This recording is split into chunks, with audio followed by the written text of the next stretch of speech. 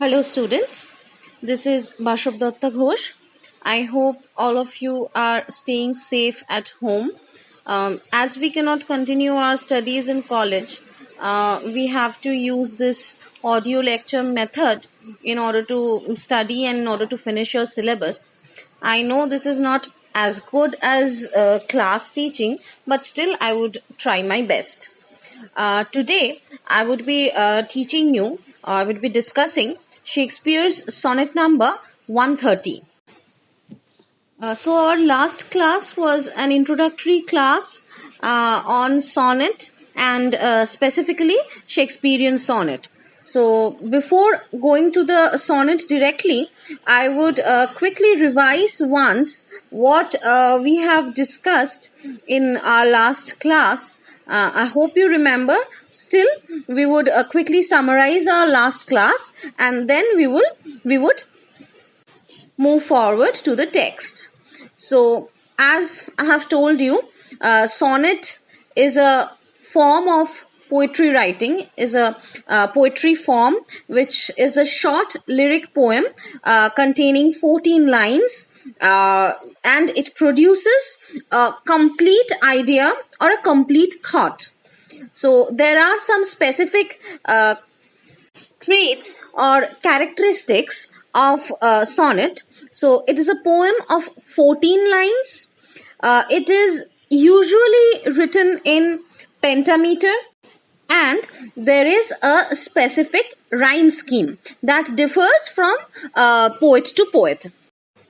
I have also told you that the term sonnet originated from Italian word sonetto, which means small song or little lyric. So this form was invented or created by Giacomo di Lentini in the 13th century in Italy.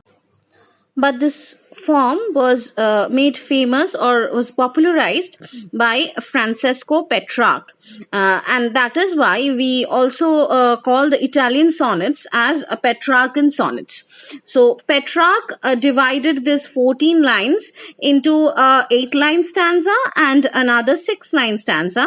The 8-lined one named octave and the 6-lined one named sestet. And other than Petrarch, Dante also wrote sonnets during that time in Italy. Now, let's come to English sonnets. I have told you in the last class that this form sonnet was brought to England in the early 16th century, which you know as the Elizabethan period, by Thomas Watt and Henry Howard. And it was made famous in England by Sir Philip Sidney, Edmund Spenser, and William Shakespeare.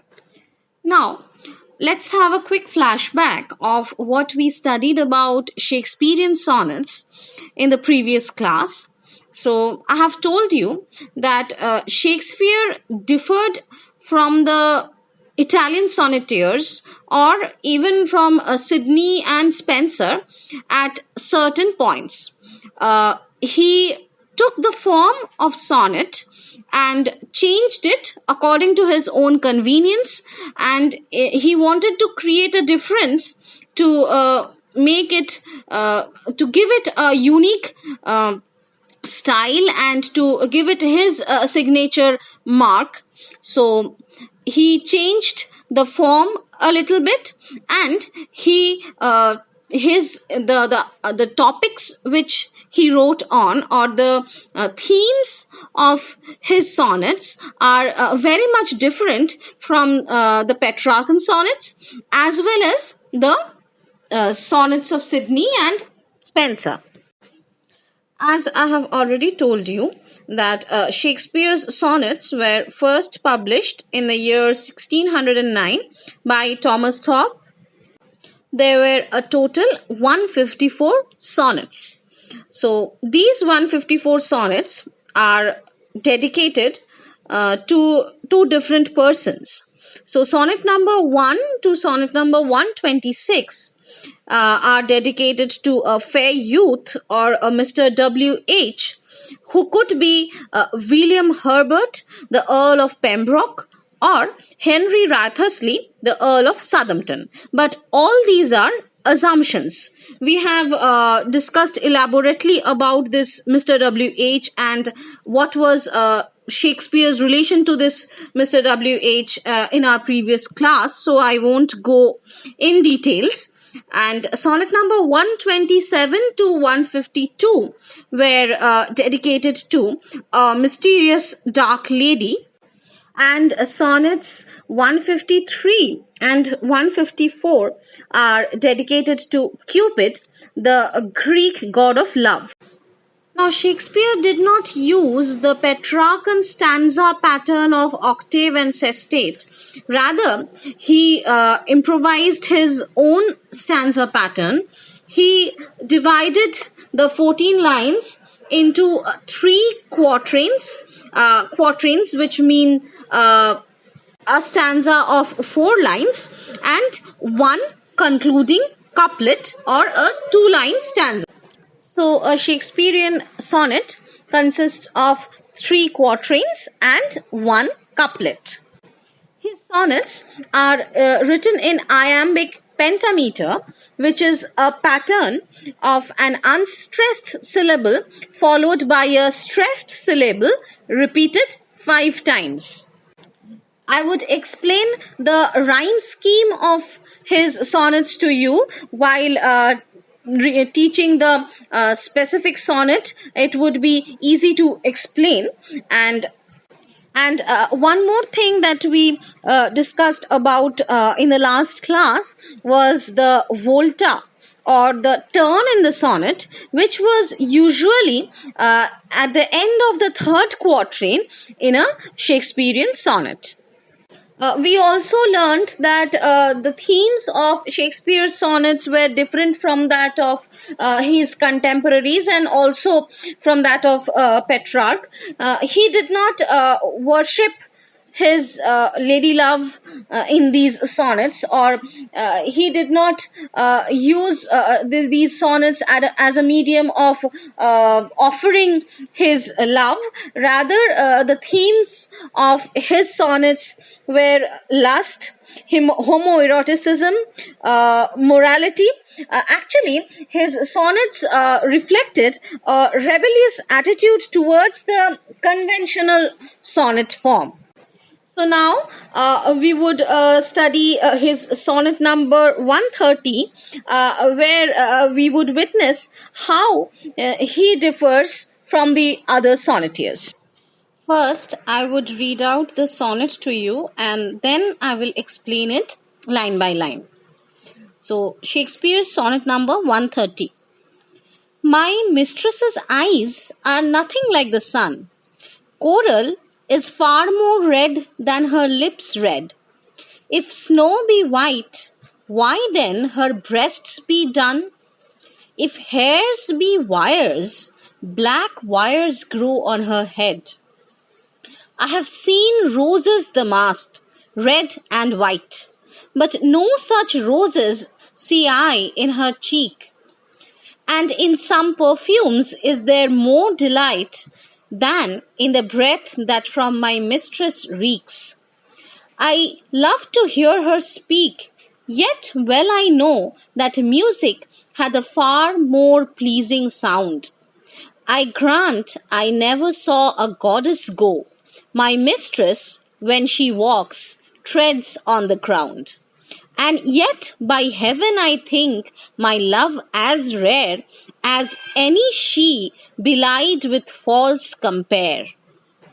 Sonnet number 130 belongs to that subset of Shakespeare's sonnets which are dedicated to the mysterious dark lady.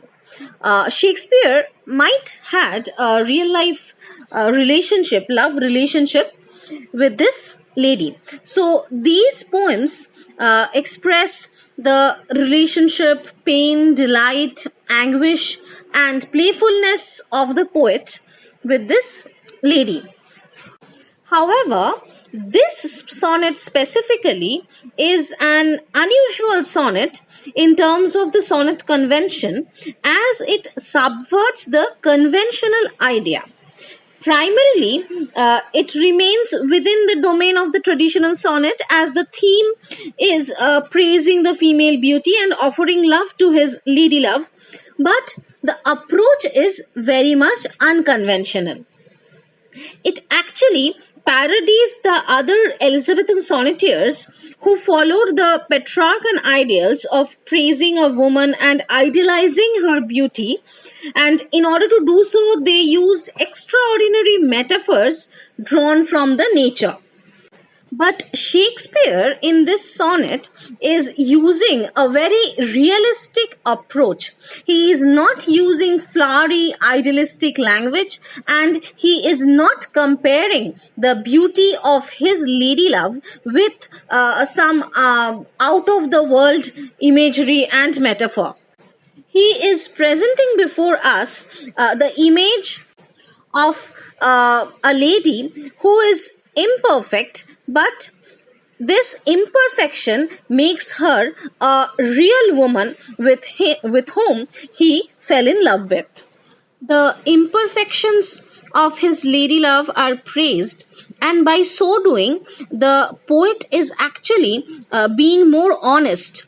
True love isn't reliant on some elusive notion of some perfect beauty. The poet accepts that his lover is not a paragon of beauty, but a real woman whose eyes are nothing like the sun. They are normal eyes, whose lips are not as red as the coral, who has black hair, but still she is a woman whom the poet loves unconditionally. The poet is not using any poetic falsity. He is not displaying any unparalleled beauty here, because his lady love is nothing like that, which his other contemporary poets praise their lady loves about. She is a very normal looking real woman with whom he has fallen in love with. So this sonnet stands as an antithesis to the conventions of the Petrarchan ideals which were prominent during that time. Now let's come to the first line of the poem, where the poet is saying, "My mistress's eyes are nothing like the sun." The time when Shakespeare was writing, this comparison of comparing a lover's eyes to the sun and the sunlight was very common. But Shakespeare is negating this comparison completely. He's using the phrase "nothing like." He is emphasizing that his lover's eyes are nothing like the sun. They are not as bright as the sun. It couldn't be. Then in the second line, he is comparing his mistress's lips with that red of the corals, the corals which we find in the marine life. So he is saying that corals are the perfect red, but his mistress's lips are not as red as that of the coral.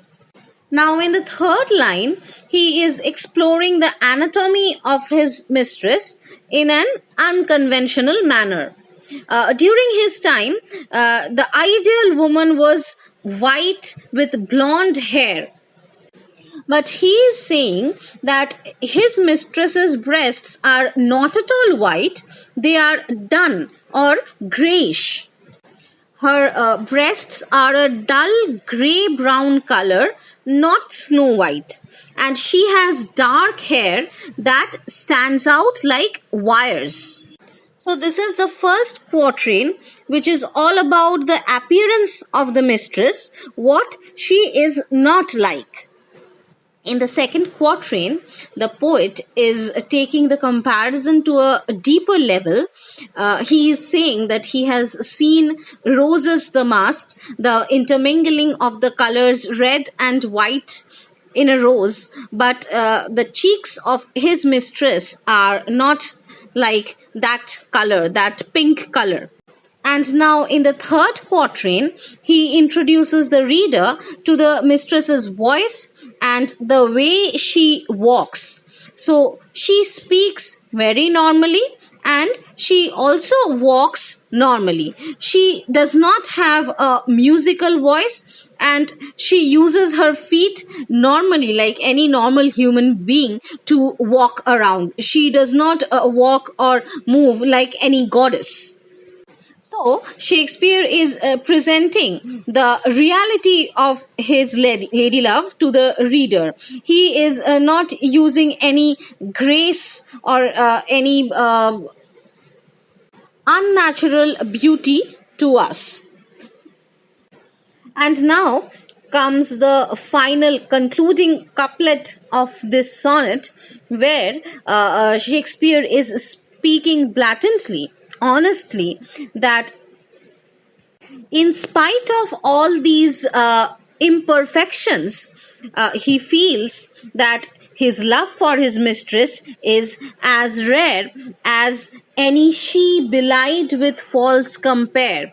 He is actually blatantly criticizing the other poets who puts forward false compares or false claims about their lady loves. So he is saying that his lady love is nothing like those ladies, but she is a very normal woman, but still it's it's it is possible to love her in an unparalleled manner. So, in being brutally open and unconventional, Shakespeare is actually giving a heightened position to his lady love. But again, the convention is different. It's not conventional. He is not doting on her outward appearance. Rather, he is appreciating her inner beauty. Now, let's come to the rhyme scheme of this sonnet, which I have marked here as A B A B, C D C D, E F E F, G G. So, let me explain how does it work. So, let's see that the first line rhymes with the third line, sun and done, and the second line rhymes with the fourth line, red head. So it's marked as A B A B. Then let's come to the second quatrain, where the fifth line rhymes with the seventh line, white delight, C C, and the sixth line rhymes with the eighth line, cheek reeks. So that's why it's marked as C D C D. Now let's come to the third quatrain. The ninth line rhymes with the 11th line, no go, and the 10th line rhymes with the 12th line, sound ground, E F E F. And then the final or concluding couplet, it's a rhyming couplet, rare compare, G G. So I hope that the rhyme scheme is clear to you. So this was a complete evaluation of Shakespeare's sonnet number 130. I hope it's now all clear to you. If you have any queries about this or any question or doubt regarding this, do contact me, and I want all of you to write a critical appreciation of this sonnet and send it to me. Thank you.